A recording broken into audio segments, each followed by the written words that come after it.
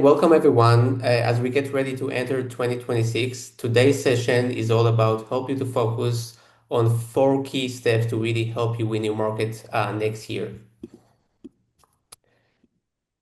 We've prepared a lot of insights and great discussion for you today. So by the end of the session, you'll be able to have a clearer understanding of how to really avoid costly decisions that come from misleading or incomplete data, a simple follow-up framework to better understand your competitive landscape and who are you against, and how to get clarified on your true market position and stop guessing who are you against in your competition and market. At any point, feel free to drop your questions in the chat and we will follow up and answer them. But before we start, I want to quickly introduce today's team. My name is Roy for Similarweb product marketing team, and I'm very excited to have Liana and Mike today on the session. Mike, maybe you can start with a quick introduction. Sure. All right. Thanks for having me. Hi, everyone. My name is Mike Sadler. I'm the SVP and GM of Americas for Similarweb. So I work very closely with our sales, account management, customer success, and advisory services teams to help try to delight our customers. Hi, everyone. I'm Liana Halpern. I'm from our customer success team here at Similarweb.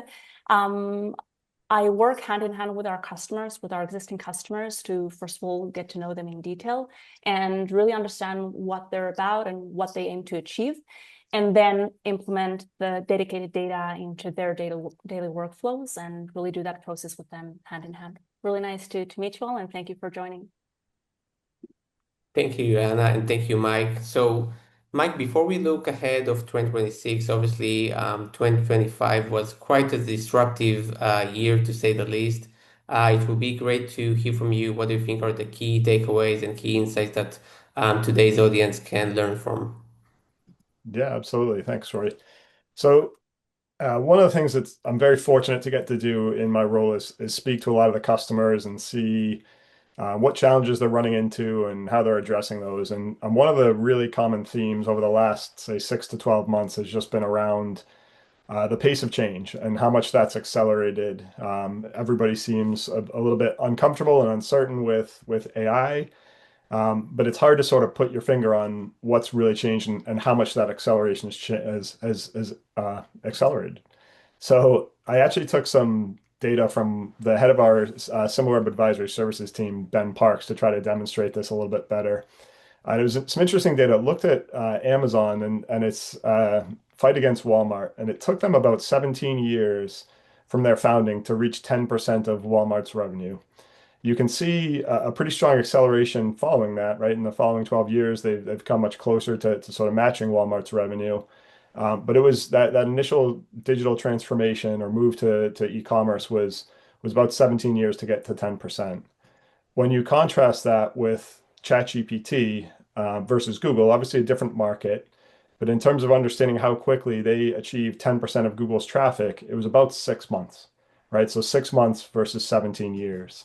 And when you start to overlay those two next to each other, you can really see the dramatic increase in terms of the speed or pace of change. And it's not just the speed that has changed, right? It's actually some of the intent as well. Like the consumer behavior is changing in terms of where they're going, but also what they're doing. And another interesting statistic that came from that deck looked at retail behavior or behavior on retail sites for people that were referred from Google versus people who were referred from ChatGPT, people clicking those citations, those links that come in the responses that come back from ChatGPT. And what it shows is actually very high intent traffic coming from some of those AI chatbot engines. And that's a little bit of an interesting dynamic because when you think about what that means for sort of challenger brands or upstart companies, it gives them a real opportunity here to maybe fight with the giants, right? The David versus Goliath story. Because there's this new phenomenon, a new channel has emerged in terms of how you can get traffic that not everyone has figured out yet, and people are still, it's very nascent in early stages. But that traffic that's coming through is high intent. So someone who maybe doesn't have as big a paid search budget or as big an SEO team can actually start to make some waves here, right? So when you start to look at these things, the change in the quality of the traffic, speed, what do you start to think about, right? Focus on GenAI, specifically ChatGPT. That's the engine right now that has the most amount of traffic, the AI chatbot that has the most amount of traffic. And that could be a very logical conclusion. But when you start to dig a bit deeper, Gen AI mode from Google is now actually the fastest growing chatbot or AI engine, and it got there even fast, got to 100 million users even faster than ChatGPT did just a few months earlier.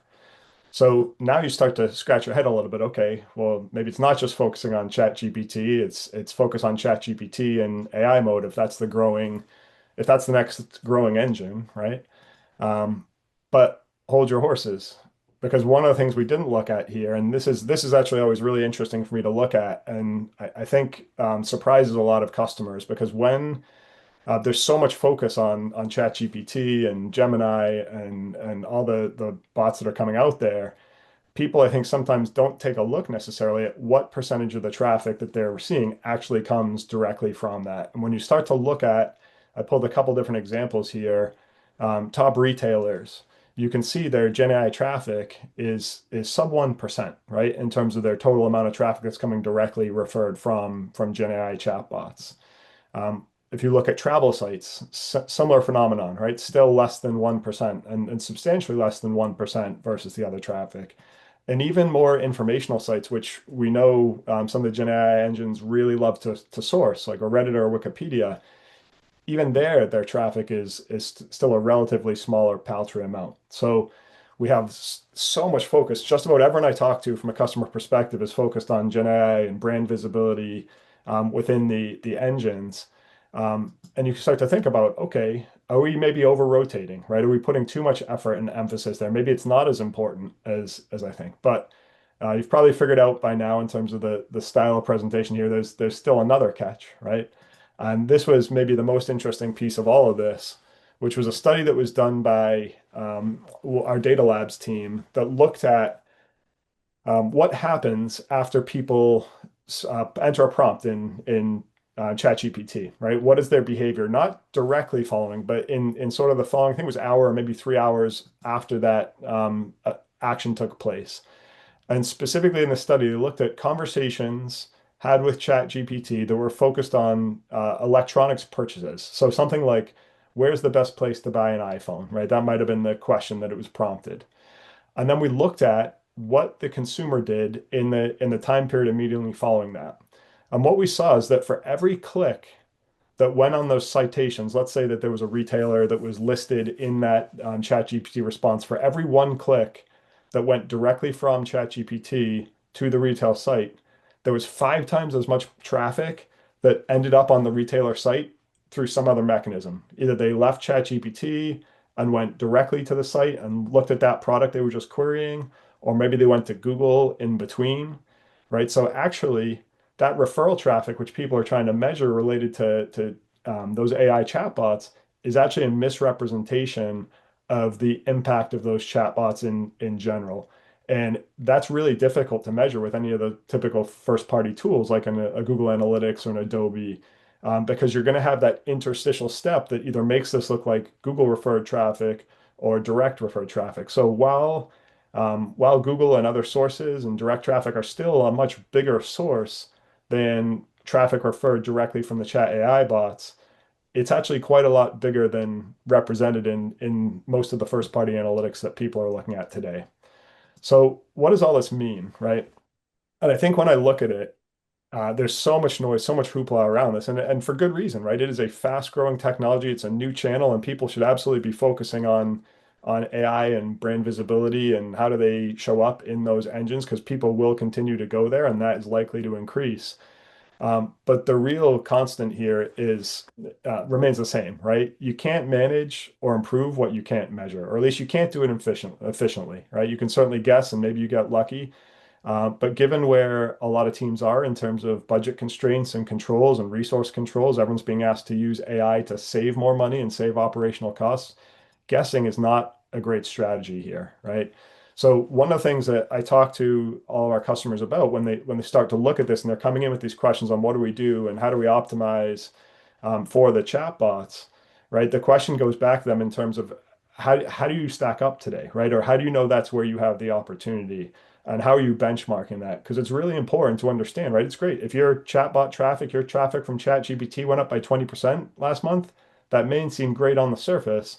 But if all your other competitors it went up by 300%, then you're actually losing share, right? Or if your share went up by 80% and you beat your competitors, but at the same time you lost half your direct traffic or your referral traffic, it's one part of a bigger strategy, right? In terms of driving the business forward. And so I think it's really important as we start to look at this and go into this session that yes, AI is changing things. Yes, the speed is at unprecedented levels, but the same thing needs to hold true, which is at some point we have to have a grounding in reality of what is working, what's not working, where do we sit, where does that stand up against our competitors, and how are we doing in our market.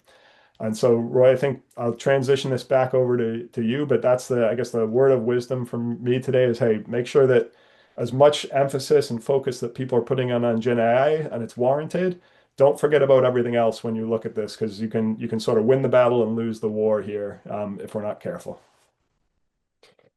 Amazing, Mike. Thank you so much for, all these insights. Super interesting to see a very complex and dynamic picture that keeps changing as we speak. So it was a really good recap of key changes happening and really shaping 2025. Definitely again a disruptive year to say the least. Who knows what's going to happen in the rest of the month? But your point about using data and clarity as a starting point is where I want to really pick things up and keep the conversation going because I think you mentioned it that this confusion and right now many of the teams and organization you've been speaking to we've been speaking to are dealing with a lot of mixed signals shifting behaviors and really trends that are hard to track measure and fully understand. So in the next few minutes I want to suggest a simple to follow actionable framework that you can use with your teams, and by teams I mean from marketing to product business development, market research, and even with your leadership team. So everyone here on the call can better align and create a better starting point in terms of strategy for 2026. And obviously, there are many questions like Mike raised, so many key points about what you need to track. So it's hard to prioritize what we want to focus on. But in the next few minutes, I'd like to focus on four key business questions that I think everyone on the call, whether that will be from a large enterprise, a global company, a smaller company, or even if you're just like a solopreneur, these are questions that you must ask yourself. So it's very basic, but it's sometimes really hard to answer and to even ask. Do I actually know who are my competitors today? Before you plan to go further, before you want to enter new markets or reach out to new audiences, it's quite risky to only watch the same players you already know by heart because you might miss new or unexpected players, unexpected dynamics from other industries that might looking at your market share and your competitor. And the second part of this question is just as important. Do you know how your business is actually performing against them? Mike touched on that. The risk of assuming you're growing, but maybe you're not aware of like how fast you're growing against the competition.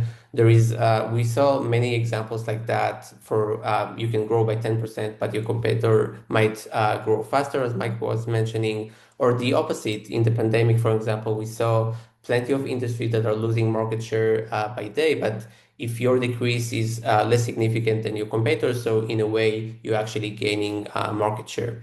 So in simple words, it's all relative. So number one in this framework will be to able to answer how am I doing compared to everyone else, and actually who is everyone else. So without this context, you're just guessing, and it's really hard to see the real picture. And we can see on the slide the real example from the last few months. The AI industry is booming; it's changing every day. So without actually having the data to track who is gaining more market share, who is now rising, and who's declining, it's very hard to actually assess what is the size of the market and how am I doing against my competitors.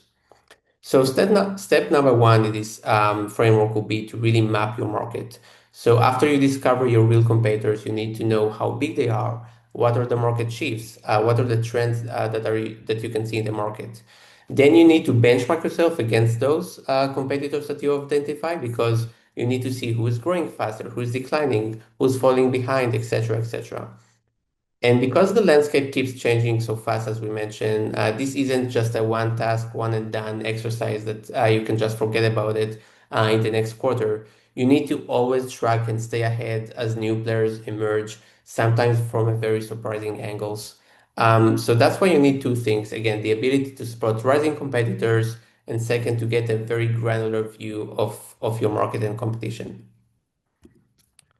So that was question one. I think the next question, which is quite a key one, will be once you really understood who's rising and declining, the next question you should ask yourself and your team should be why? What is the growth driver behind this phenomena? So because the why shapes sometimes our day-to-day marketing and strategy that we really need to action on. Mike mentioned the rise of ChatGPT, and this is where many teams struggle to understand the impact, as he rightfully mentioned. So everyone wants to be agile and react fast to the change, and sometimes they pivot their strategy overnight. But real agility for marketing strategy and product teams should come from really understanding the trend and put a number to the trend, so you have the right data to back it up, and then so you can understand the meanings for your business. So we see a very clear-cut example on this slide. For example, yes, ChatGPT is increasing and booming, as we all know, but actually 95% of ChatGPT users are still using Google. So you can't argue that SEO is disappearing, and maybe it's evolving, maybe it will come up in new shapes and forms, but you need to keep a track of these sizes of overlap between audiences and what they care about. Because, for example, if in next year this number will go from 5% to 20%, that has significant impact on your business. So again, really important to ask this question. So this is why the second phase of this framework is all about being able to double down and optimize the channel and growth drivers for your business. It could be PPC, SEO, GEO, whatever 2026 will throw at us. You need to know what's working and what's not, so you can optimize your strategy. And not less important is to benchmark yourself against the performance of your competition at each channel and each tactic. So you can learn, you can get inspired, but you can also allocate budget more wisely and understand where are the areas for more wins for you next year. So we covered two steps. Now it's time to move, going even deeper in your analysis and in your strategy to win your market in 2026. Because for most of us on the call, the competition isn't always straightforward. It's more nuanced, it's more complex than what we know. Because today, even strong channel performance sometimes it's just not enough. You need to really understand the different dynamics and complexity of the competition to dive deeper into specific business lines and categories to understand who is behind, who is the new threat for you.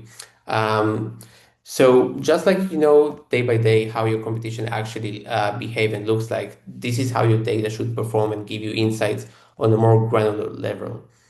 And a big part of this granularity and going deep and going into new avenues is to really understand, and Mike touched on that shortly, is how your brand appears in Gen AI responses, and how the sentiment towards your brand is in Gen AI becomes quite significant and then major way to understand your brand health and how you can protect it. So if your team at the moment is not already tracking key KPIs such as is my Gen AI traffic going up or down? How visible is my brand versus the competition, or is our brand sentiment improving in LLMs? Those are key key metrics to and data points to measure as we go deeper and deeper in our competitive analysis. So in other words, step number 3 of our framework is to understand the complexity of today's landscape, is to really look at your competition at the same level that your business operates, whether that will be a line of business, category, product, page, or URL. You really need to go deeper in your analysis. It's how you see your true market position broken down into specific business lines. And again, This will help you achieve two new insights that you couldn't do in the past. One is to really track the full user journey from their initial intent to their engagement with your brand up until their actual conversion on your site or on your competitor's site.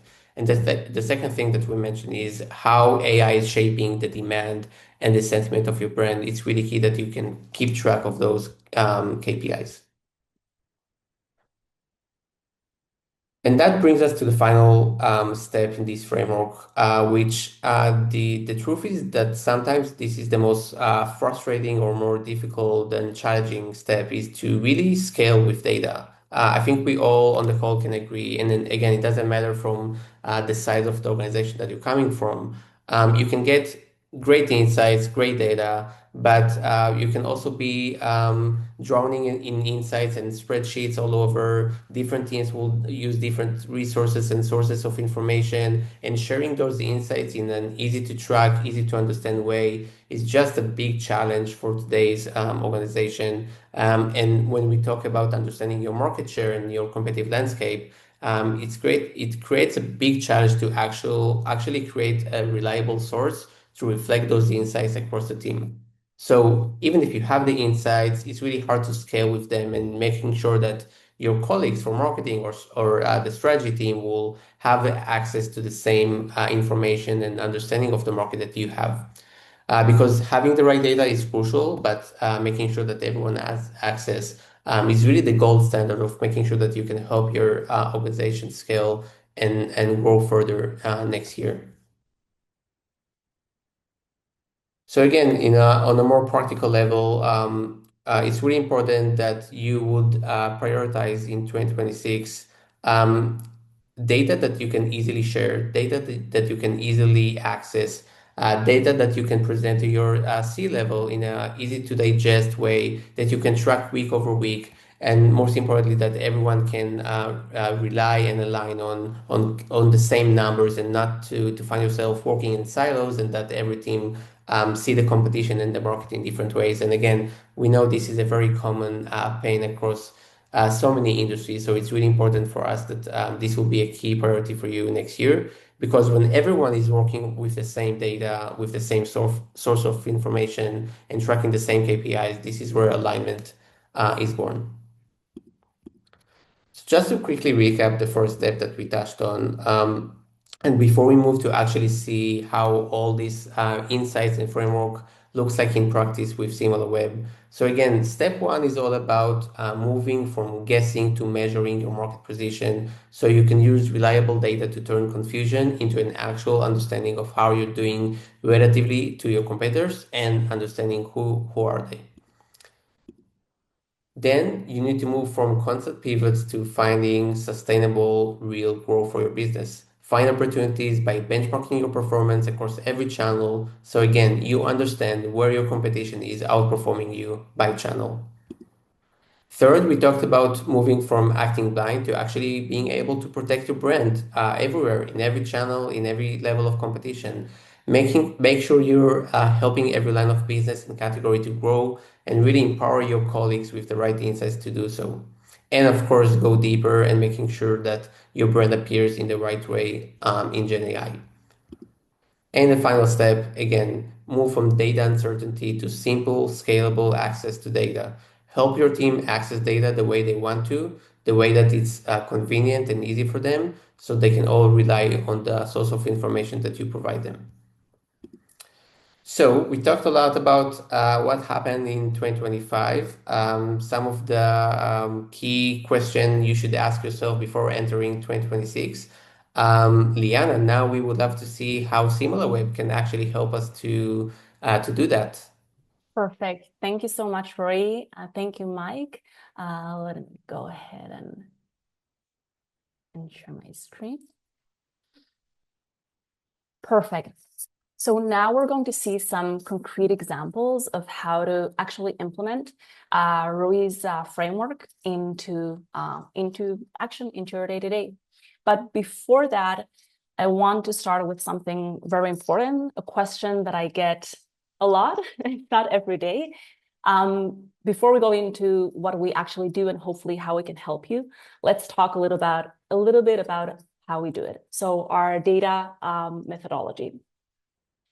If there is something that I want you to remember of our data methodology is that we have actual consumer behavior data.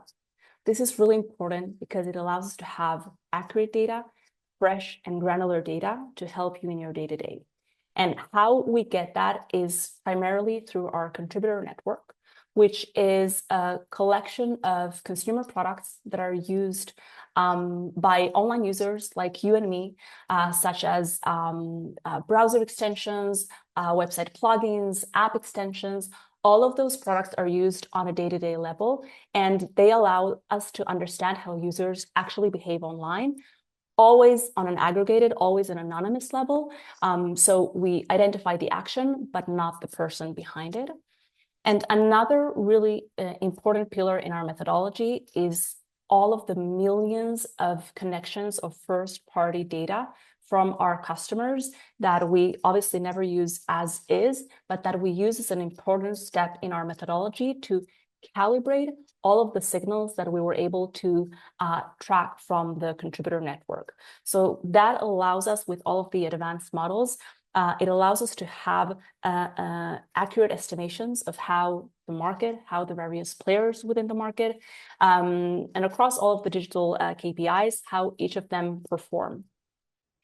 As an end result, we have a really rich and reliable data set across different sets of data, be it traffic, search, which are all of the KPIs that we're going to see today through our web intelligence solution, but it doesn't end there. We have many more solutions for different kinds of customers and needs, be it our Amazon dedicated data, our data set made for investors so that they can make smarter investment decisions, all the way to the different sales teams through our sales intelligence solution so that they can be more efficient in their outbound motion. So meet Similarweb, a platform that allows you to put your own digital performance into context, be it versus your direct competitors or the wider category that you're part of and that you operate in.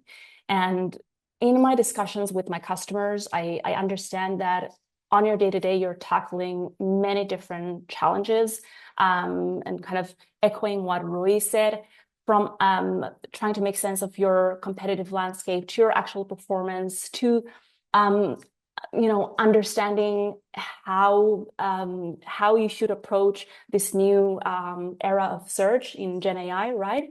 So this is what a Similarweb truly allows you to do, have this holistic understanding of your digital performance and what you should do about it to win. Now we're going to replicate Rui's framework through some concrete actionable examples. And we'll start with step one, which is sizing your market and understanding what's your share of that pie. So the first question really is, how big is your playground, right? Understanding your total addressable market and the growth potential. So understanding not only what the true potential is, but also where is it going? Is it growing? Is it declining?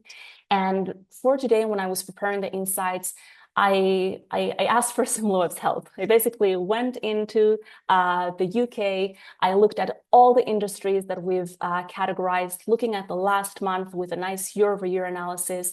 And I simply looked at what's available and what looks like the most interesting thing.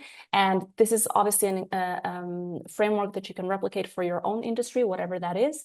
But for today, what I was able to find is that out of the main categories in the UK, lifestyle, although not the biggest one, was the one to generate the fastest growth year over year, faster even than e-commerce and shopping. And this is quite an interesting insight. So we know now the size of the market, the TAM, but also that it's highly trending and growing. Next, we can help you further narrow down your TAM. per the relevant subcategories to your business context, right?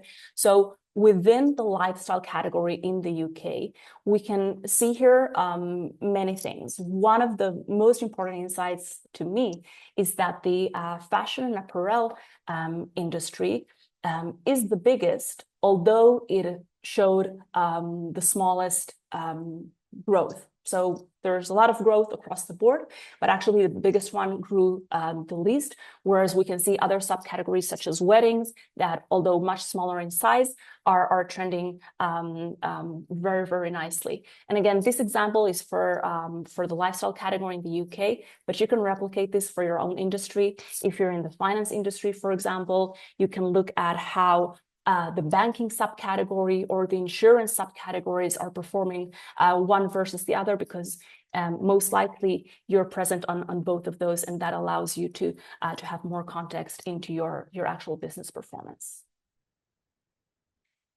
Now that we've sized our market, we want to know where we stand versus our top competitors. So to Roi's point, Similarweb allows you to map the full competitive landscape for your dedicated categories. Here seeing, still for the lifestyle category, that Shein, again in the last month with a year-over-year comparison here, Shein was not only the biggest player with 8% market share, they also managed to grow the fastest, right? Contributing to the overall growth of the category. Now, while 2.4% growth might not sound like such a big deal, to Roi and Mike's points earlier, when put into context, we realized that this is actually a big deal, because the next biggest competitor, was not at all in the levels of Shein, right? So not only being the leader, but generating the fastest growth is something that all of these other players should be worried about. And when you replicate these analyses for yourself, this is definitely the type of insights to take into consideration. We then want to go a bit deeper and start understanding what we can actually do about it. So while understanding market level data is it's fantastic for high level strategic understanding that can be shared across the organization, the folks that actually do the job on the day-to-day need to know how to approach it from a very tactical and operational standpoint. So one of the elements that help with that is, again, it's simple, but it gives us a ton of insight.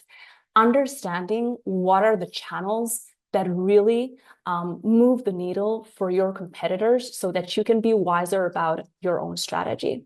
Here, we're looking at another industry. We're actually looking at the finance industry in the UK. If you're part of it, I hope these insights are helpful to you.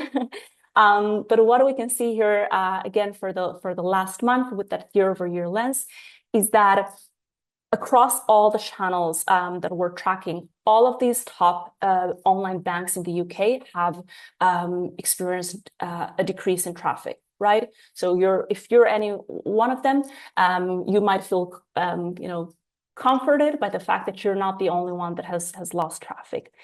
However, there are many differences when we look at it on a channel-to-channel basis. And the general trend line that we can see here is that the loss of traffic has come from the organic channels, direct and organic search, to the benefit of the paid channels such as PPC and display, both of them showing great growth.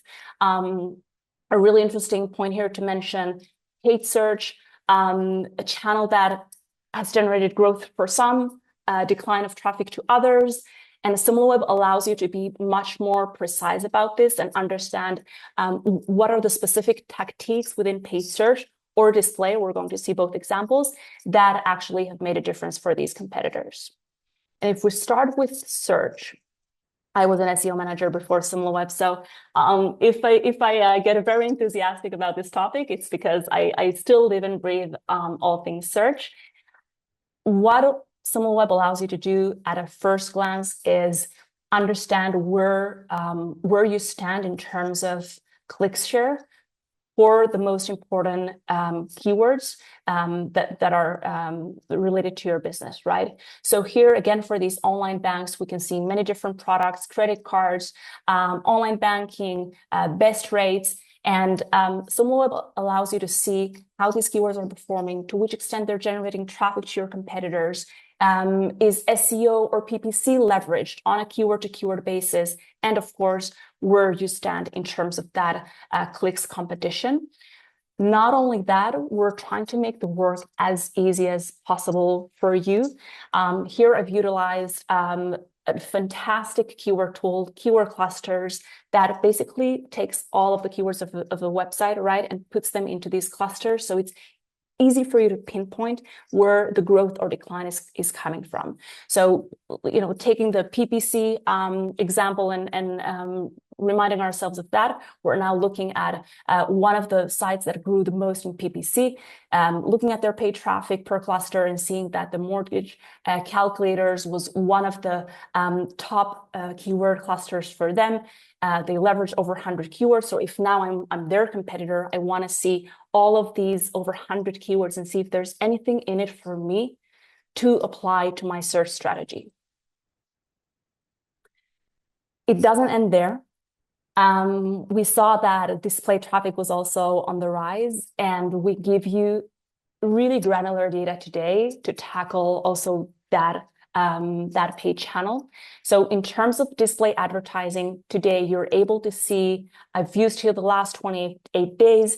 You can see what your competitors' spend was on display, how much impressions they got and visits out of those activities, and going even beyond what their specific strategy is in terms of display advertising. So seeing what types of formats they prefer in their strategy. Seeing some clear differences here between the different players. Santander really prioritizing native ads, whereas Lloyds Bank has been leveraging video. And again, it goes beyond and beyond by understanding what campaigns, ads they've been running, if their ads have been above the fold, below the fold. So this is a really strategic, concrete database that allows you to tackle all things search and marketing channels. Next, we're going to add another layer of complexity into our holistic understanding of your position in the market. We've understood the market size, we've understood the channel opportunities, and we talked about the TAM on a very global industry level, but we can give you that same understanding on a category level. And this is where our tool Business Lines comes into play. We've taken, again, another set of competitors, this time focusing on the US. We're looking at some of the top sports brands, such as Lululemon, Alo Yoga, and Business Lines allow us to understand what the importance of various products or services is for any of our competitors. So in this case, we're seeing that the importance of footwear is huge. It has been the biggest category for these 4 players in the last 3 months in the US. However, when looking for those insights, when looking for those opportunities, we clearly notice that men's clothing category and business segment has been the one that has seen the highest growth. And again, it doesn't end there. We have all the data to show you who is leading and who is growing and at what pace. So while Lululemon here is the biggest player in terms of visits generated to the men's clothing category, they are nowhere near to Nike's growth, the second biggest player, or Alo Yoga. So while Alo Yoga is far behind, this is growth that Lululemon in the past month could only dream of. And if there's a need to go even more granular to understand if it has been the pants, the shirts, jackets, hats that have generated this this growth to the category, we can also help with that. And whenever I talk about a topic's or a category's growth, regardless of the industry that you're part of, it is crucial to combine that understanding with knowing the actual consumer demand. Like, how do consumers search for this category? What do they care about?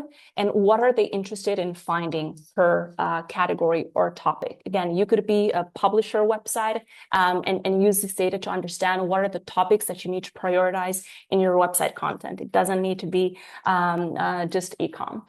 But for our e-com example, still continuing with our athleisure brands, we can see here the full demand for the leggings category in the US, over 5 million searches done for this category. And given that there are a lot is happening in the e-com space globally, especially in the US, I was curious to see what the demand is for another alternative, which is yoga pants.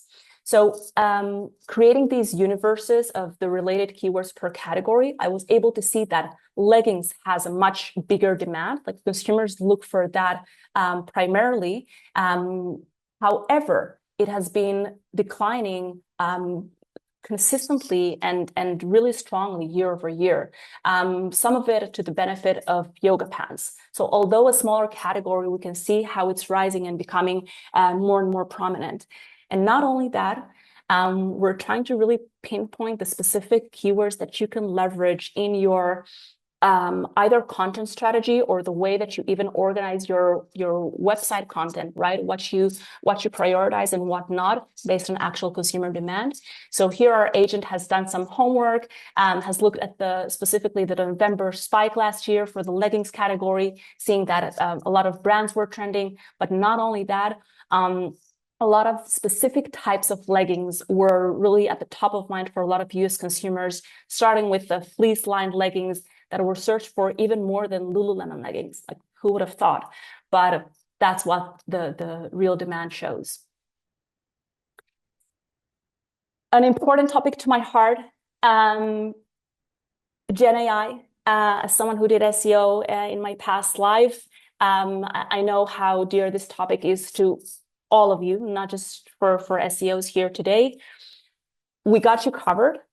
We have all the relevant analysis to measure your performance within LLMs today. We all know that it's no longer about improving your website's performance and content to rank highest on Google and then getting as much traffic as possible. Today, the name of the game in terms of GenAI is your brand's visibility across the core topics that matter to you the most. And we've got that data for you, from understanding your visibility across the core topics to having a specific understanding of the prompts that users, that consumers use for in your dedicated categories. And not only that, seeing if you're mentioned in those prompts or not. Really concrete and a practical way of kind of working with this data is citation analysis. So it's no longer about ranking, organic ranking. It's about being visible, and we show you how to be most visible. There are a number of websites that LLMs use as sources to get those responses, and you need to make sure that you're present on the sources that matter the most. And this is what citation analysis is all about. A very tactical tool to show you who you need to prioritize in terms of partnership to be more visible. Sentiment analysis, super important to understand just what your brand perception is within LLMs. Is it negative? Is it neutral? Is it positive? And how does that change per topic?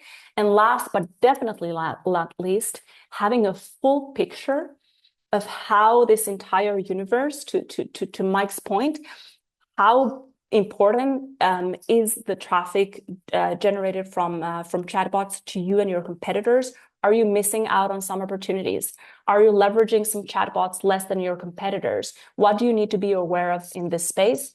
You've got all the answers with Similarweb. And here are just a couple of concrete examples from the prompt analysis. As I mentioned, you can see on a prompt to prompt basis whether you are mentioned or not mentioned, so that you know exactly what you need to work on based on your brand strategy holistically and within LLMs. And for the citation analysis, not just seeing the top domains that are the traffic generators within LLMs, but also having that on a URL basis.